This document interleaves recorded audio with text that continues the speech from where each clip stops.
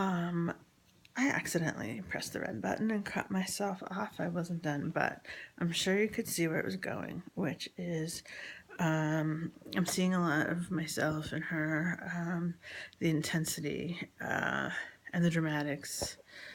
Although I think I was worse as far as, I don't know, something about me.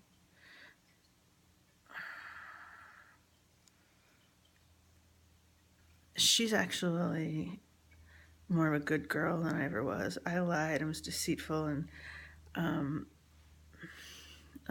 just kind of, I think I was a bit more of a monster than she was. It's hard to remember clearly. And, but her energy, I don't know if I ever had that kind of. Anyway, I'm, I am seeing myself in her. And, like, that's concerning. You know, the genetics are there, going back at least one generation. There's also the depression on Paul's side. He had major depression, so did his grandfather. Who knows who else? So we talked about that a little bit. Even he mentioned it. He was like, "Oh, there's the gene," and I was like, "There's the gene," but I was like, "It's got to get what's that word? Like kicked off, like stimulated or unlocked or whatever." And I had a lot of trauma and blah blah blah. We know my story. And so it was released. Who knows what I'd be if a lot of things have been different. So the best we can do for her is let her have a stable home with good parents and encourage a trusting relationship, which I am trying. I guess I can't force her, but I'm trying to be like, I won't be mad if you tell me the truth. Anyway, that's just, she's 6, but a validating, loving, kind home, a safe place. Give her that. And then at some point, she's going to fly and be free. And who the fuck knows what she'll encounter. Tragedies or, you know, whatever, difficulties, stress. And, but I think that having a good base will help her navigate the storms of life that she will encounter as an adult, a young adult, and onward. And I mean, that's what got me into attachment parenting at the beginning. Like, when I was pregnant, I was like, what do I do to be completely different from what I had? And anyway, so it's kind of like the attachment parenting at a later stage. You call it peaceful parenting. And I like to think that if she has that stable base, she will have self-respect and a good male model in Paul. You know, he's not perfect, but he's a very, very decent man. He loves her. And so, because one of my biggest fears is, you know, like, so she won't be a doormat and accept the bad guys out there. So, or be prey to them, to predatory bad men. Way I was, the way you were. Like, that's one of my big fears for her. But I know I'm all over the place. But I'm, from what I understand, like, bipolar disorder is something that kind of emerges in young adulthood. Or am I thinking of schizophrenia? I don't know. Because I've also heard that they're diagnosing it younger and younger, and that creeps me out. Because, like, can you really tell? I don't know. And there's ADHD, similar symptoms, and I feel like the way she's been now, like if she's in a conventional school, she'd have an ADHD label. Or would she be like good girl at school and then like her maniac self at home? I don't know. Because she can be a people pleaser. So, her behavior's freaking me out.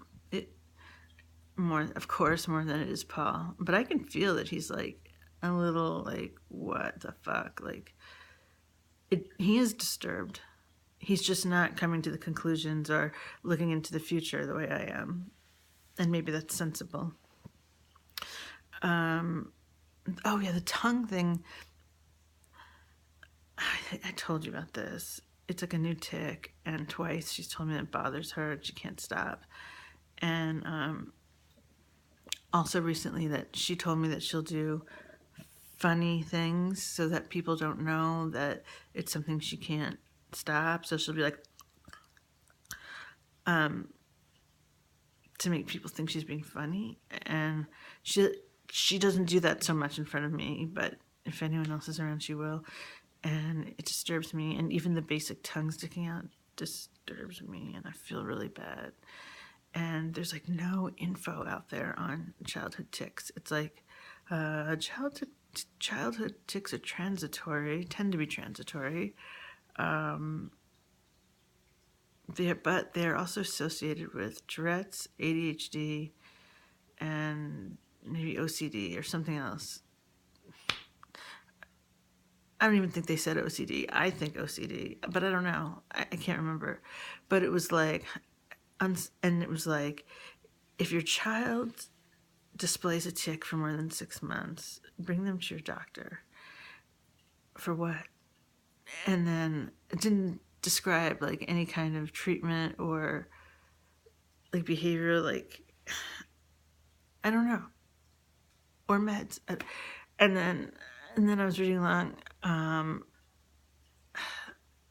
The more extensive thing I read was you may receive a referral to a psychiatrist, which is like bad news. That's like getting the Adderall prescription, because it's like they decide you're ADHD. And I don't know if that's the case, but why would going to a psychiatrist help with tics?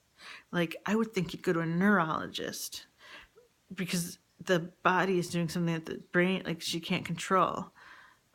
Like, what the fuck does a psychiatrist have to do with that? Seriously. Like, Eric and his seizures, he goes to see a neurologist. He doesn't go to a psychiatrist. And tics, seizures, they're not the same, but they're like the brain going a bit haywire. And I'm uncomfortable. I'm getting the impression that they don't really understand it and they don't have really good treatments for it. And like, Paul still has his tics, but they're subtle, and she has almost the same tics as he does, like with the hand, with touching stuff.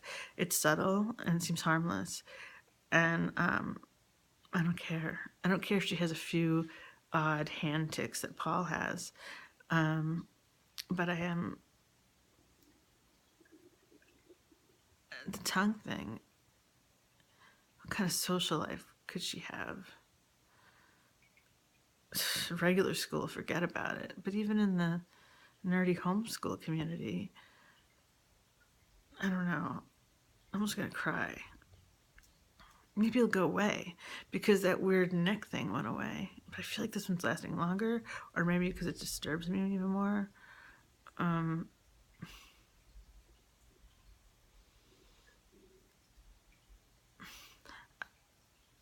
What do I do?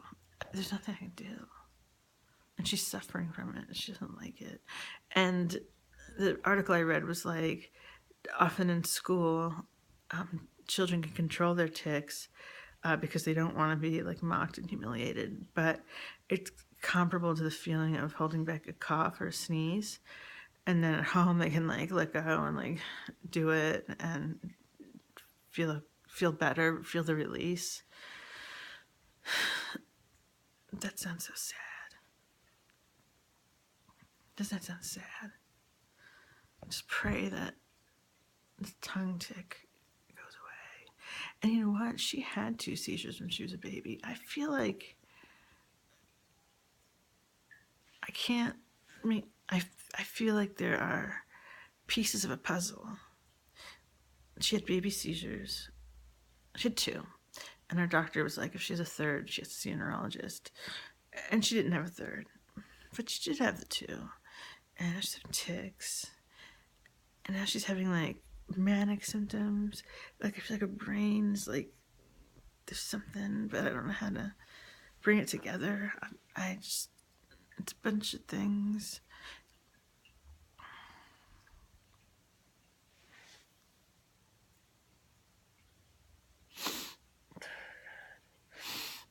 I don't know.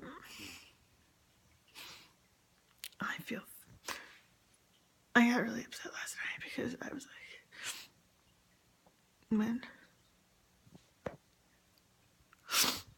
this is my damage. But like when she was a baby, she was perfect. I have pictures of her just this fat, smiling baby that I nursed all the time. And now she's like turning into this like person. Last night I was like, who are you? I don't even recognize you. She's being so insane. And I know part of that really is growth. Like herself is emerging. But I think there's things that are unwell about her, and I want to help her. But I don't feel ready to send her to a psychiatrist. Her doctor moved to Lindenhurst, which is like an hour and a half away. So we're planning on moving. Do I start a new doctor? Like, I don't know. Oh my God, the doorbell rang. Who the hell is this? I'm scared. If I get murdered right now. Oh, it's a package. It's Daddy's birthday present. Oh my God. Oh, he'll have to open this. I can't open it for him. It's like, look how cute. And I'll just finish up. I can't help but talk and talk and talk. It's because I have nobody to talk to. There's no one. I have to wait till Paul comes home, like midnight, and then I like unleash upon him all my thoughts. So, if you ever want me to stop, I will. I'll go back to writing in a diary. I haven't done that in years. Okay, yes, she is who she is, and like there ain't shit I can do about it, and I can just accept her and embrace her and love her and support her. Well, supporting her is like getting her the help she needs. And what kind of help does she need exactly? I don't know. Maybe since you're a psychologist now, mental health counselor, whatever, shed some light. I feel like if I told my therapist, it should be all about the iPad, like, first and foremost. And, like, that does seem like the obvious thing. But that could trigger, like, such extreme changes. Like, I think there's a lot of kids that, I don't know what the hell. I don't know. Okay, gotta go, bye.